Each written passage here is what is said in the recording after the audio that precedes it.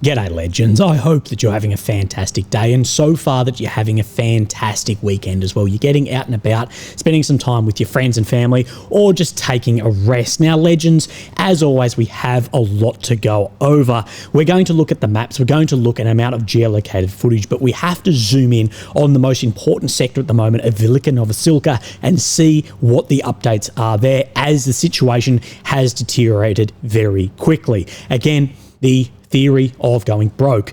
That happens slowly and then all at once. And this is how attritional warfare works. Then we need to look over what I was sent about casualty rates and figures. And it is very, very interesting. And I'm sure that you will get a lot out of that when we take a realistic approach to what those numbers may be. Of course, we'll look over all the other maps, geolocated footage. We need to look over Russia's economic position, that many are banking on imminent collapse of the Russian economy to lead to Ukraine being in a position of power in negotiation. So we'll look over the reality of that and what is happening. We need to look over what Trump has said, what Putin has said, weapons, negotiations, all of this. But we are going to start with Velyka Novosilka, as that is the real story of what is happening at the moment and reflects so many failings and successes too. But what I cannot believe how many YouTubers, bloggers, whoever is just ignoring the situation around Velyka Novosilka. Go on different pages and have a look. Have a look at the thumbnails, have a look through the video as well. And I cannot believe that their viewers, some in the hundreds of thousands, just accept this. Yes, there are all these other peripheral topics we talk about of politics, economics, casualties, international geopolitics, all of this, and that is all super important, and we put a lot of effort into this, and I'm not denying their effort into that. But if you're reporting on what is happening today in the war, Velyka Novosilka should be number 1 or 2, not buried at the very end of a 30-minute video or just completely ignored. And like I said, I cannot believe that viewers in the hundreds of thousands just accept this. And I also can't believe that these same bloggers, YouTubers, whoever, they claim to support the Ukrainian defenders, the Ukrainian armed forces, while ignoring the situation that these defenders are in, while some of them make millions and millions of dollars while living abroad. Sunlight is the best disinfectant, unless, I guess, it encroaches on your paycheck or your narrative. And I legitimately believe that some of these people with massive reach and influence who could really make a difference by pointing out some of the failings that have happened here, by failing to do that, have blood on their hands. Because this ignoring of these issues that happens again and again and again, leading to massive casualties and situations like this, will never get resolved if sunlight is not brought to it.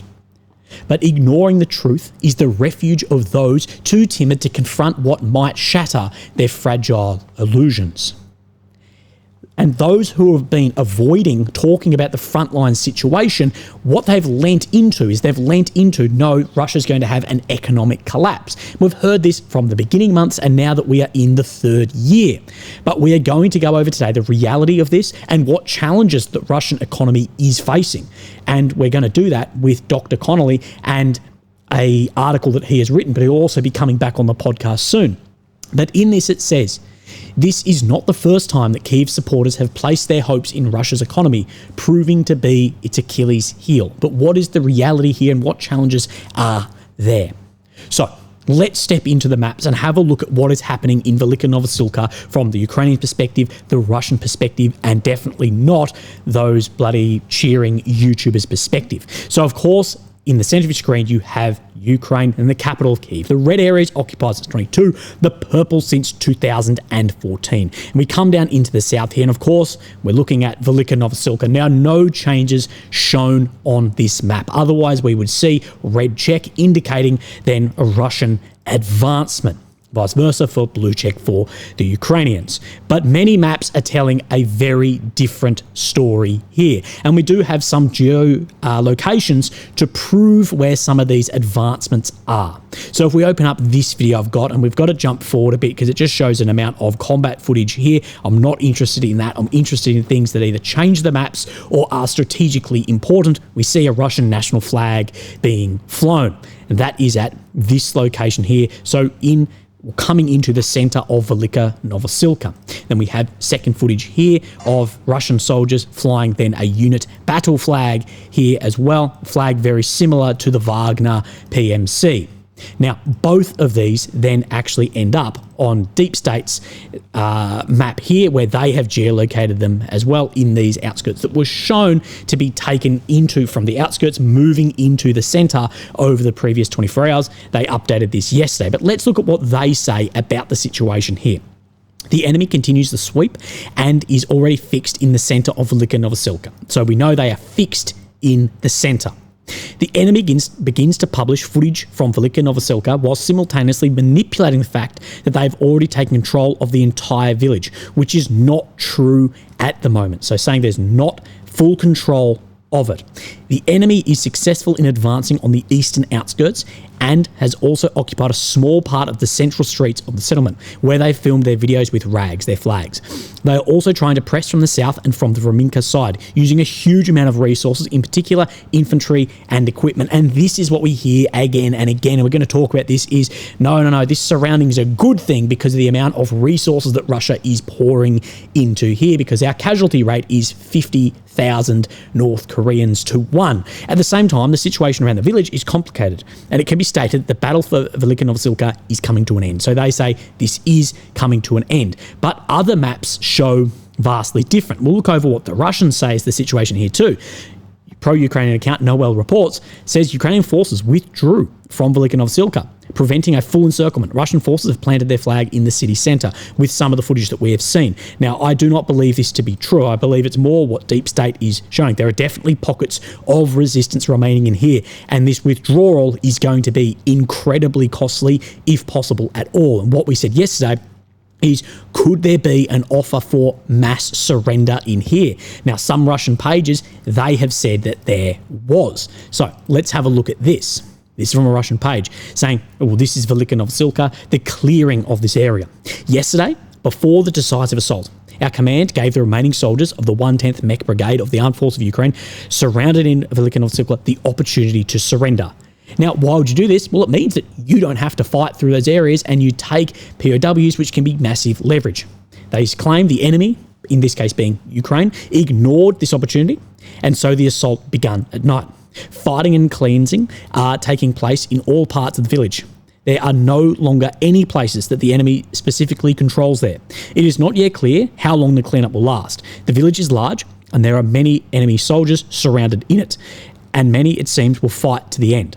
So saying that there are pockets of resistance and they will stay and fight because they are not going to surrender to what was offered. So we will see how this goes, but I do believe if we see a withdrawal en masse, it's going to be incredibly costly. There's just open fields to the north and the west of here where you have to move. You can't go east, but then you've got to cross the Nokry Yali. And what I've been showing you now for weeks, remember, there are spokesmen saying, no, there's no risk of encirclement. Now we're saying it's fucking encircled. Pull your head out of your fucking ass, because you end up with many young men dying because of your fucking bullshit. But what we see is there's open ground before we get into cover of villages. And why I've been showing you for the last weeks, when we see a Ukrainian tank blow up here, we see armoured vehicles hit up here, is the Russian artillery and the drones working on here, making a withdrawal going to be incredibly costly. We spoke about this for now a number of weeks. But again, the pocket has formed and you've ended up inside of it, not falling back to more advantageous positions. We see this is Suryak's map here, showing that there is a surround of the elements in the south, but the north here is, in my opinion, strategically surrounded with the cost that it would take now to pull out of here due to drones and artillery. Russian army took full control of the council of Velyka Novosilka and new parts of Yenisala and Ayen districts. So we will see what becomes the next couple of days in here, but it could be absolutely critical to the remainder of the situation of the war. What have we said? The biggest threat to both Russia and Ukraine is getting enveloped or cut off at an area and either through killed, wounded, or taken POW, a huge amount of soldiers. And this, at the moment, is a real threat for Ukraine, as we already know they've got acute manpower shortages. I'm going to talk about how I would at least relieve the manpower shortage short term. So we see this. Sometimes I ask myself, if certain pro-Ukraine accounts are indeed run by Russian propagandists to embarrass real analysts and realistic supporters of Ukraine. Now, what I would say to Julian is probably shouldn't throw stones in glass houses. You've been on this before, making some very outlandish claims. And what he is getting at here, and what is worth talking about, is there some sort of reverse psychology happening here that you make such outlandish, ridiculous claims that you make your side look silly? And I have said before that a lot of these propagandary accounts are having a net negative effect. It doesn't matter if you and your echo chamber are all cheering along and hand shandy-a-thon. That doesn't matter. You're trying to keep people who may be on the fence or moving away on the inside or bringing them to support more. And I think there's a negative effect. But do I think this is what is happening? Not en masse. Maybe limited, but not overall. And what he shares here is an account War Monitor. Now, War Monitor, he was infamous for the Bakhmut holds posts when there was flags on the outskirts of Bakhmut, and he's then done posts here going Velyka holds. And Julian points out some objective truths in here. That Ukrainian soldiers are furious against the General Staff for allowing brave defenders to be encircled in losing the last bridge over the Mokryali River in Vremenka, although that is being ignored by many then other channels and bloggers, all said that no, it's like a positive thing, we're killing so many Russians now, ever since the Russians are heavily bombing the desperate Ukrainian withdrawal from the town via the river. Again, that is objectively true, as well as the centre being under occupation. But do I think that this is like some FSB, SVR, fucking reverse psychological thing happening? No, not at least overall. What I think it is more the quote that I've put here. Some would rather bury their heads in the sand and embrace the comfort of ignorance than confront a truth that demands courage and change. That's more what I see, is it's easier to ignore these very hard realities and maintain a narrative than to go, holy shit, this isn't great, this is what needs to happen. But what I say is I think some of these have blood on their hands because they're not willing to call out some of the issues. Therefore, the command and even into the political sector will just get away with it again and again and again because there's just an echo chamber just reiterating that everything is good and the situation in here is apparently a good thing. So let's have a look at the maps and let's see what is changing. We'll come just east of here and we'll talk about Kursk. So we see some movement, of course, movement into Dashnay and, of course, to the north of Sukryali and Rivka, Ulaki, Konstantinopil. These areas are coming under threat. Remember, this is big open ground. After Dashnay, we could see a very fast advancement from here. And this is being confirmed, some of this movement, by then Suryak. Now, he's showing movement out of here. Now, not as far as Deep State, but definitely showing movement out from where that dam was that we spoke about that was likely blown up by the Ukrainian forces to slow down the Russian advancement here. As well, this movement to the north of Sukryali taking place, confirmed across this map and confirmed today, the amount of movement to Dashnay that then the Deep State is showing. So we can definitely confirm this. Now, before we head up into the east and the north, I want to talk about Kherson. Now, what we have seen is increased Russian shelling across into Kherson, even the movement of smaller teams onto some of these islands and even onto the right bank, all around this Antonovkia and Antonovkia bridge. What we have said is if the Russians could get a foothold on the other side of Kherson, especially before any negotiations take place, that would be a massive, massive bargaining chip because, of course, Kherson is one of the oblasts that Russians want to take under their control.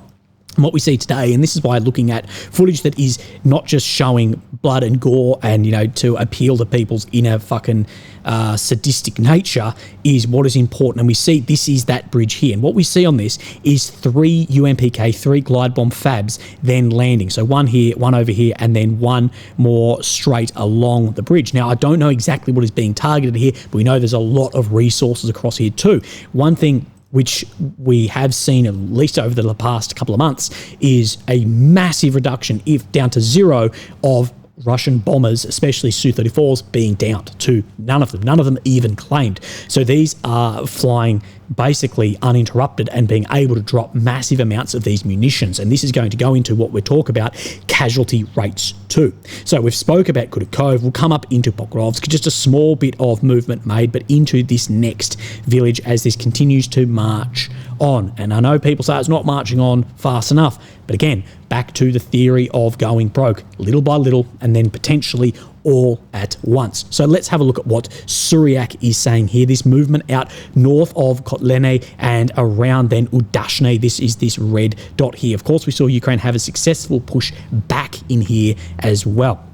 In my opinion, Ukraine need to keep Russia out of Udashne as much as possible, but they need to keep Russia out of Dnipro Oblast. If this is going to have a negotiated settlement, they cannot allow 1 square inch, Russia's 4.46 kilometers away, of Russia to occupy in there, and some movement on the south in line, sort of with the axes at least of what we see on the deep state map. Then we come to today. What we see today is very large advancements, at least compared to the deep state map shown by Suryak, all the way down the Pokrovsk front to the south of Udashne, from the south of Solone, all the way down through to these sectors as well, and then to Srebrini too. So wait out on this, but this is large changes being shown on this sector day after day. Of course, making the western flank of Pokrovsk, but eastern flank of further down too. And we know that the eastern flank of Pokrovsk will likely be this Baranivka, where we see Russia taking more ground over the past days, but this major intersection too that was blown up, said to be by Ukrainian Dems. And we look on this today, and this is where this intersection is, just to get your bearings. We have Baranivka sitting then just to the east in these sectors, and more movement being shown to the east of here as well. Let's look for some towns. The Orsharetne front, they advanced north of this area here. I won't try and pronounce it.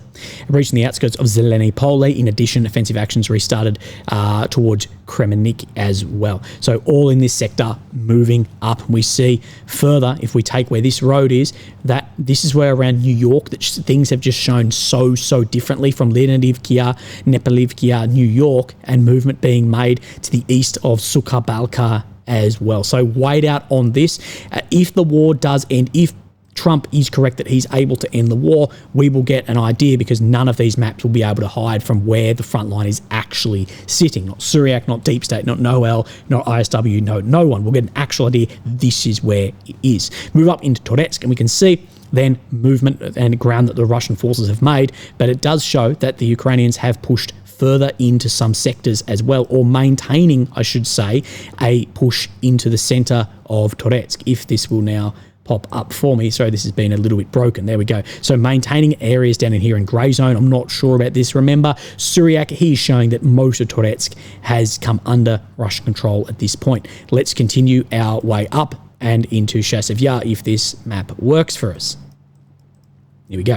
Chasiv Yar, we can see no changes shown on this. Other maps showing that the eastern areas have come under full occupation. Russian army took control of the series of positions southwest of the bunker in the middle of the forest. So the forest that is sitting out right in here, taking over a bunker there. Remember, the Russians can move forward and back in Chasiv Yar through some of those tunnels that are over head height as well, making it more easy for movement. Now we'll come up, and this green up to just the northeast of Dorichnia, said to be a map correction. Otherwise this would be blue, but I don't really get what it was correcting, because it was the same on the 23rd, 24th, and then it's been checked today. So before people get into me and go, you're not showing that, I don't know what it's meant to be correcting on this front. But we'll move our way down and we'll look for Makivka. Remember on this map that it did show Russian advancement around this front.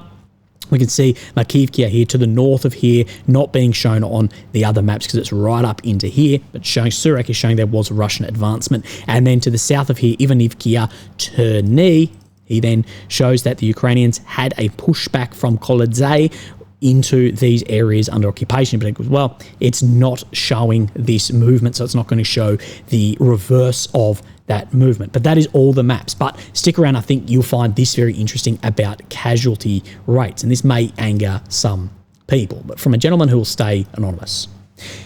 I would just like to add a couple of observations to the discussion surrounding casualties.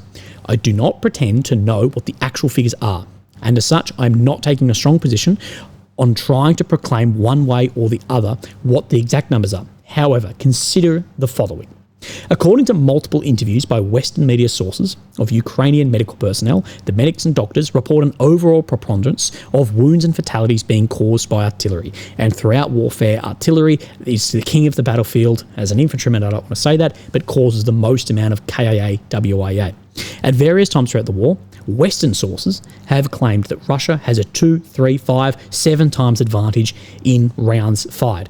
If we assume that artillery to mean traditional field guns, and if we assume that the Ukrainian and Russian artillery crews are similar in ability, I haven't heard solid evidence that there is much disparity, with both sides arguing that they are better.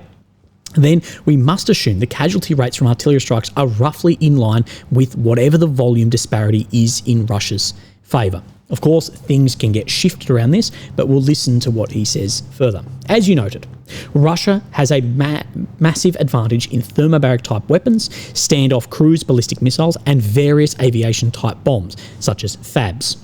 What I think is not properly appreciated by some is that when these systems are used, they routinely cause tens, and in fewer but well-documented cases, even hundreds of casualties. When a FAB 3000 hits a target, nothing in the area survives. The cumulative effect of this is that there ends up being thousands of casualties against Ukraine to almost none on the Russian side during these strikes. You speak of these systems often, but I don't know if your audience appreciates the devastating power of these weapons and how it creates a huge casualty disparity. There is no analogue situation occurring in the war where Ukraine routinely inflicts huge casualties on the Russians to almost no losses of their own.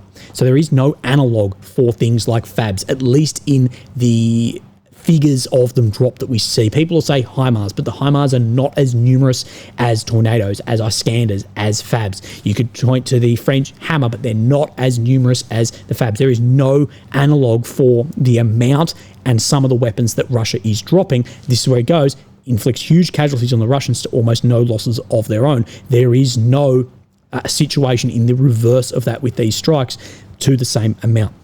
Something like this will be needed just to maintain an objective argument that casualties are one-to-one, let alone in Ukraine's favour.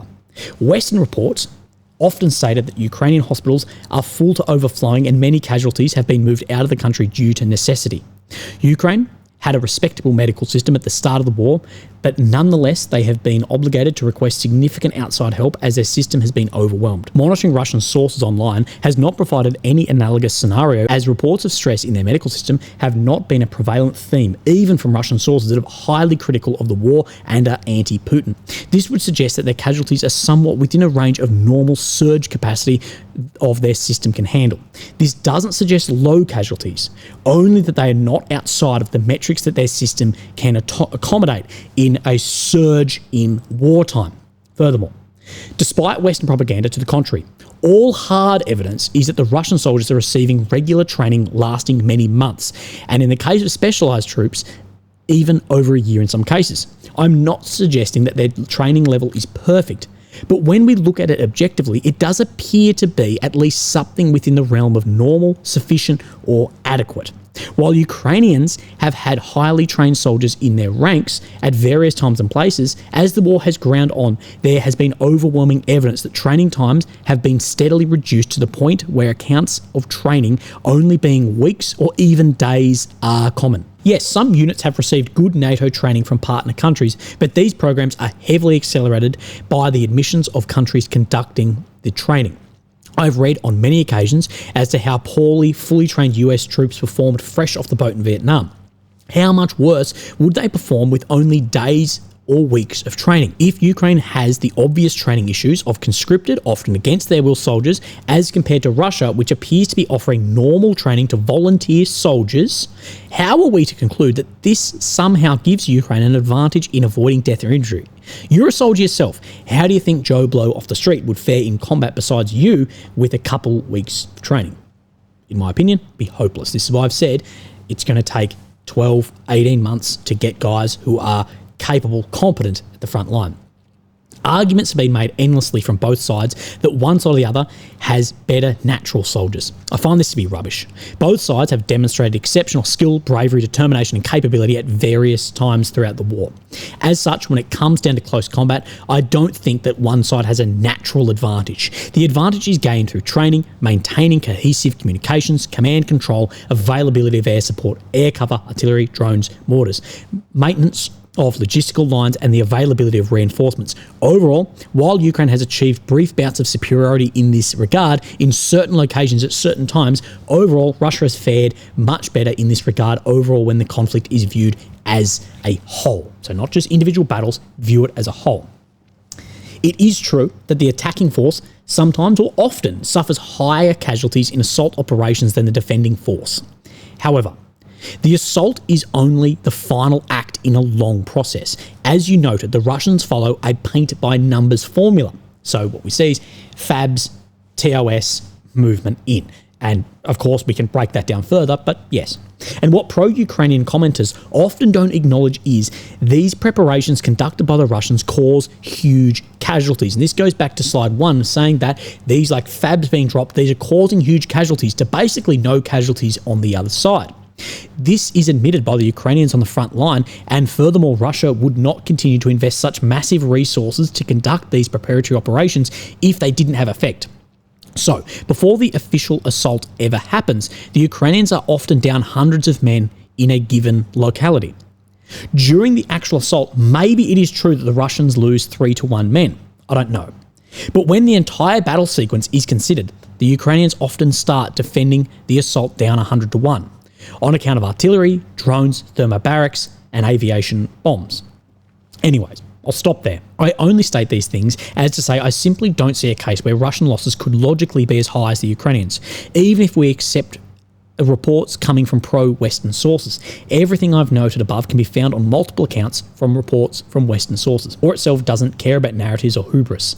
It is cruelly unbiased affair where physics, mathematics, and logistics reign supreme. So thank you so much for sending that across. I really, really do appreciate it. But speaking of manpower, people say, well, you speak about manpower all the time. You know, you don't offer a way to ever fix this. Now, I would push back and say, well, I'm not a politician nor a commander here, so it's not really my responsibility to try and fix this either, other than bringing light to this, sunlight being the best disinfectant. So there's a fucking manpower problem.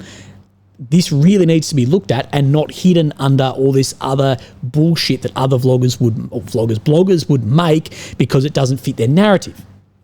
When I spoke yesterday about Ukraine trying to incentivize to recruit guys 18 to 25, what I said is that this is going to take 12 to 18 months at a minimum to get these guys recruited, get experience, so get training, get experience, and end up on frontline sectors. 12, 18 months, absolutely minimum. This is where Zaluzny in 2023, wanting 500,000 men for 2024, was completely correct. But in my opinion, Ukraine does not have, they cannot wait 12 to 18 months or more for these troops who have been mobilised to get trained, to get experience, to actually turn up on the hottest areas of the front line. So what would I do? Well, I would take a leaf from Russia's book and how they solved their shortage of men. How did they do this in 2023? At least at the beginning. They gave themselves a break by using Wagner PMC, by using highly paid soldiers from other areas, or, as many would say, using mercenaries. But did this give the Russian armed forces a bit of a relief so they could then conscript and they could refill their ranks? And we've seen how positive that has been for the overall situation so far. So, what I would do, and this would be unpopular, it'd be unpopular from everyone from the Kremlin to Washington and in between. Again, I say, if this war is truly existential, you'll do whatever it takes. So what I would do is offer 10,000 USD a month with a budget of $1 billion a month. I guarantee you, as a former soldier, you would get 100,000 guys like that, and trained guys with experience. So you don't need experience. You don't need to proliferate experience through the ranks, and you don't need to train these guys other than maybe on some just like local tactics and weapons. But overall, no. I know so many guys who would go for that, and the money of spending 10 grand a month, I actually believe overall would actually probably be cheaper than training and everything else that would go around this too. I said this with F-16 pilots and maintainers, and I still think that I'm correct. You're better off offering massive salaries rather than building your own domestic pilots and maintenance force at the moment. You do that after the war, not during. And in this, with that 10,000 USD a month, I'd also offer citizenship. And I believe that this would at least give, you get a couple 100,000 guys, you're still going to have high losses as a war of attrition, but it may give a buffer for months to rebuild that force, because at the moment it's not meeting replacement, so it's just snowballing worse and worse. And like I say, if this is really existential, you do whatever is needed. And what's needed is not just shifting the blame onto the West or the USA, it's men at the front, it's conscripting lower, and it's getting as many personnel as possible in a war of attrition. Before we look over negotiations, Putin, Trump, weapons, all of that, we're going to look at the economy from Dr. Richard Connolly as well. But it comes in line after what I see that Trump is saying this about wrecking the Russian economy. Ukraine has been devastated. Devastated. Will it be a negotiated settlement, and will you lead? So saying that Ukraine has been devastated, would you lead a negotiated settlement? Well, I hope so. And I put out a truth today that's really strong, and I mean it. And if they don't do that, I'm going to put massive tariffs. They don't do what?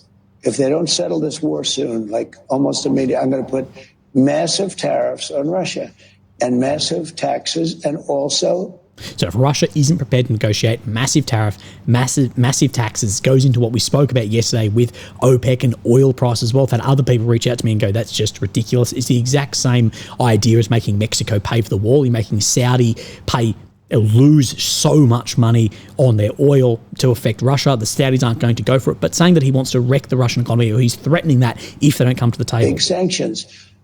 And I don't want to do that. You know, I love the Russian people. They're great people. I don't want to do that. But we've got to get this... More sanctions, tariffs, taxes. So, like I said at the beginning, that many have put back that, we're ignoring the frontline situation because there is an imminent collapse of the Russian economy, and that is the way to be in a position of power at negotiations. This article titled, Russia's Wartime Economy Isn't as Weak as It Looks. This was put on Russi by Dr. Richard Connolly, who, there's a podcast below, and there's going to be a new one in a couple of weeks. Perhaps most importantly, political shifts in some of Kyiv's key allies, especially the US, could result in crucial financial and military aid being substantially reduced in the year ahead. Together, these trends raise the prospect of Ukraine being forced to accept a crushing defeat after 3 years of heroic resistance. Against a lugubrious backdrop, many analysts have seized on what appears to be a rare bright spot, Russia's faltering war economy, which, according to some, is Putin's greatest weakness. An acute labour shortage, persistent and rising inflation caused by soaring military expenditure and ever-tightening sanctions will, it is claimed, finally bring about an economic crisis that will force Moscow to abandon its maximalist aims in Ukraine and bring about an end to the war on terms more acceptable to Kyiv and its allies. Sadly, these hopes are likely to prove misplaced. Russia's economy has confounded expectations throughout the war. Despite suffering several complications, remains well placed to support the Kremlin's ambitions in Ukraine and beyond. This is not the first time that Kyiv supporters have placed their hopes in Russia's economy proving to be its Achilles heel. In the early months of the war, analysts forecast that Russia would suffer a severe and long recession that would cause living standards to slump, the state's fiscal resources to dwindle.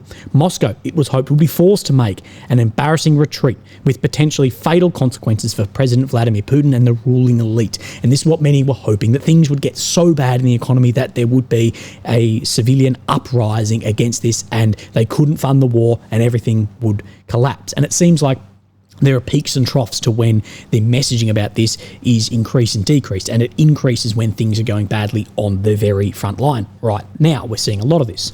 But these hopes were soon dashed. The imposition of capital controls, a surge in federal expenditure, and the successful reorientation of foreign trade at breakneck speed arrested the signs of economic distress observed in the first months of the war. Although Russia did not avoid a recession in 2022, it was much shallower than expected. GDP fell by only 1.9%. As the economy adapted to its new circumstances, growth exceeded at nearly all expectations in 2023 at 3.6%. With this momentum continuing into 2024, output is likely to have expanded 3.6 to 4% last year. Nevertheless, the quantitative expansion of the last 2 years has been accompanied by growing signs of weakness on several important economic indicators, raising questions over the quality and sustainability of Russia's better-than-expected performance. Mounting labour shortages, fueled by demands of war, are just one factor that threatens to derail growth.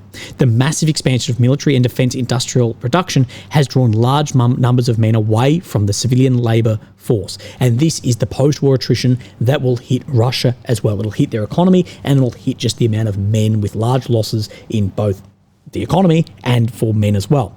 But this won't hit Russia, in my opinion, as hard as it will Ukraine. Ukraine will likely have a mass exodus of young men and women leaving if they join the EU, if not in general. We'll look at 33% are looking to do that, especially of young people. Ukraine has taken significant civilian casualties and has massive damage to infrastructure as well. And these are things that Russia's not going to have as much. Although Russia undoubtedly faces significant challenges, there is little to suggest that these will result in any significant political consequences that might prompt the Kremlin to rein in its ambitions in Ukraine. Along with rising demand from other sectors of the briskly growing economy, this has caused the supply of labour to tighten considerably. Unemployment reached 2.3% in October, a post-Soviet record low. Labour shortages are not the Kremlin's only problem. Western sanctions and a shrinking trade surplus contributed to a sharp depreciation of the ruble last year, causing import prices to rise and amplifying inflationary pressures. If you want to look at that and go into that more depth, watch the podcast with myself and Richard, although there'll be another one in a couple of weeks if you've already seen it. At the end of November, the Central Bank of Russia, the CBR, recorded an annual inflation rate of 8.9%, well above the bank's target rate of 4%. Even this rate likely understates the real extent of price growth. Some staple goods registering price increases of excess of 70%. So like real inflation. We have this like in Australia too. Our inflation's 4%, but I go buy a beer at a pub and it's triple the price. Desperate but not serious. Unfortunately, hopes of an imminent economic crisis are unlikely to be realised. Although Russia undoubtedly faces significant challenges, there is little to suggest that these will result in any significant political consequences that might prompt the Kremlin to rein in its ambitions. The tight labour market has benefited many Russians who are used to stagnant income growth in the decade before the war. Real wages have soared since 2022, fueling the fastest sustained growth in consumer spending in over a decade. Soaring military production and record high wages for soldiers have helped reduce some of Russia's chronic regional inequalities. And I think after the war too, that their exports of weapons, some will shrink, some will soar. So I think fighter aircraft may shrink, but export of electronic warfare systems, drones like Lancets and fibre optics will soar, as well as UMPK or glide bombs as well. So one will sink and one will soar on that export market too, which of course is a massive, massive business for the Russian economy. Crucially, the absence of a large pool of latent labour need not to constrain growth, as so long as labour productivity continues to rise. Russia's low productivity economy means that there are plenty of easy wins available for firms prepared to undertake simple organisational changes or investment in new machinery. A lot of money on hand. Inflation also has advantages. Rising prices send important signals to firms to expand supply by investing in areas where prices are growing fastest. Investment, chronically low for most of the Soviet period, has grown faster than GDP since the war began. CBR's record high key rate is not as damaging as it might be in a Western economy either. Large swaths of Russian business, including those in strategically important sectors, can access state-subsidised loans at considerably lower interest rates. Even those firms unable to access subsidised loans will be able to use record-high retained earnings to finance investment. Something that him and I will be speaking about next time is public and private companies and how this changes between the West and Russia. Russian consumers have also benefited from state support. Most mortgages offered during the recent housing boom were taken on subsidised rates. Even the extent of which Russia has a war economy is exaggerated. While the broad NATO measure of military expenditure is likely to account for around 40% of federal spending this year, this will amount to closer to 20% of Russia's consolidated state spending. That is, including both regional and national expenditure. Although this is high, it is comparable to US military spending during the Vietnam War, and no one was going to say that the US was going to completely collapse economically at that point. The militarization of the economy has undoubtedly grown. However, it remains well below the crippling levels observed in the hyper-militarized Soviet economy. Importantly, Many of the features of true war economics, such as price controls, the centralised allocation of resources, and widespread nationalisation of private sector assets, have yet to appear in Russia, as it would be incredibly unpopular, but that would tell us a lot about the desperation of the economy too. To be clear, Russia's economic prospects are far from rosy. Property rights remain weak, and the state's role in the economy is high and growing. The vagaries of the international oil market always retain the potential to regenerate a strong external shock. This is what Trump is trying to do. Western sanctions will also continue to raise the cost of doing business and restrict the flow of know-how to Russian businesses. As a result, Russia is unlikely to join the ranks of high-income countries anytime soon. However, the country's poor long-term prognosis should not lead us to overlook its short-term resilience. Throughout its 500-year history, Russia's economic system has rarely delivered broad-based growth or economy-wide innovation for long. Instead, the needs of the market have usually been subordinated to the needs of the state, often to enable the Kremlin to pursue security-related objectives. And what we have seen is that Putin replaced Shoigu with Andriy Belousov as the chief of defense. Of course, Mr. Belousov is an economist. He's a civilian economist. Because I think Russia know if they can keep the economy alive, they can keep the war going, especially once the war entered an attritional phase. Today's system is no different. Designed to ensure that the Kremlin can pursue a sovereign foreign policy against the interests of the collective West. And it's doing its job. The market is strong enough to give the system adaptability and dynamism. And the state is strong enough to ensure that sufficient resources are mobilised towards achieving its security objectives. For as long as this equilibrium remains intact, Russia will be able to generate the necessary economic resources to sustain enough military power to wage war in Ukraine, and over the long term, to rearm a prolonged confrontation with the West. Any hopes that its economic vulnerabilities will bring it to the negotiating table are therefore unlikely to be realised. And I've seen many people on Twitter and Telegram and everything saying words to the effect of, is Russia on the brink of collapse or about to take over the EU? I wish that Zelensky, Mark Rutte, Ursula von der Leyen could pick one and go with it, because we're hearing two different things. The economy's on the verge of collapse, the Russian military is on the verge of collapse, or there's a threat that they're going to march through bloody Europe all the way to Brussels. So what is actually the go? Legends, the video is getting too long, so I'm going to speak about the weapons negotiations in tomorrow's. Have a great day. I'll speak to you tomorrow. Thank you. Bye-bye.